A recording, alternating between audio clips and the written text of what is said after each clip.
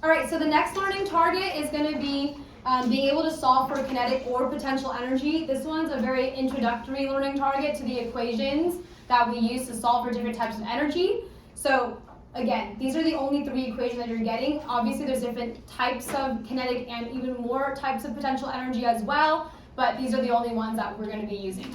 So the first one is going to be kinetic energy. And the equation for solving for kinetic energy is going to be Ke is equal to 1/2 mv squared. So obviously mass is represented by the m, that's going to be in kilograms, and velocity is represented by the v, that is meters per second. And the unit for energy is, again, the joule, J. That's going to be true for every single type of energy. So I'm just going to write that across.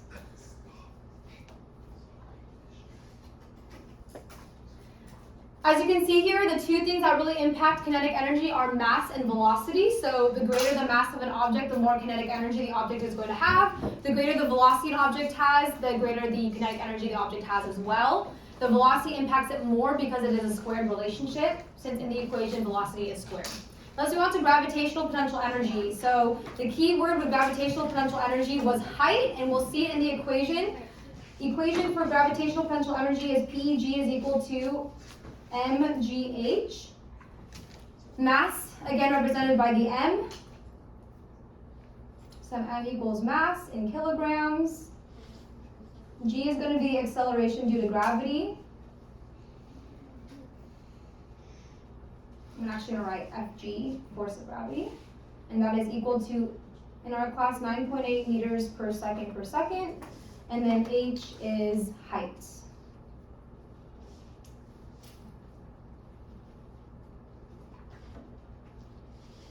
Measured in meters. So one thing to remember or think about when you're doing gravitational potential energy is your height always has to be in meters. So if you're given like centimeters or millimeters, you have to convert to meters first before plugging into the equation.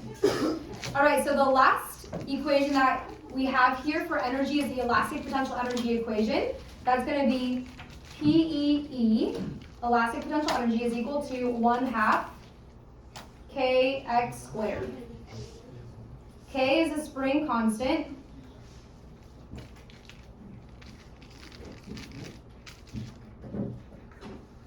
It's measured in newtons per meter.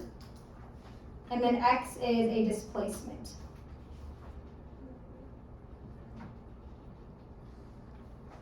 Measured in meters. The displacement represents how much the object was deformed. How much was it stretched or compressed, okay, from its equilibrium position, the starting position.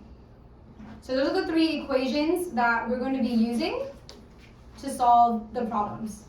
Here's some sample problems. Very straightforward. Below is just one problem per equation. So it says calculate the energy of the following systems. The first one over here, we have a mass and a velocity. So I'm just going to highlight as well. We can keep track of it. Any mass, I'm going to have in yellow. Mass. And then I'm going to have velocity in green. I'll keep track of heights in pink.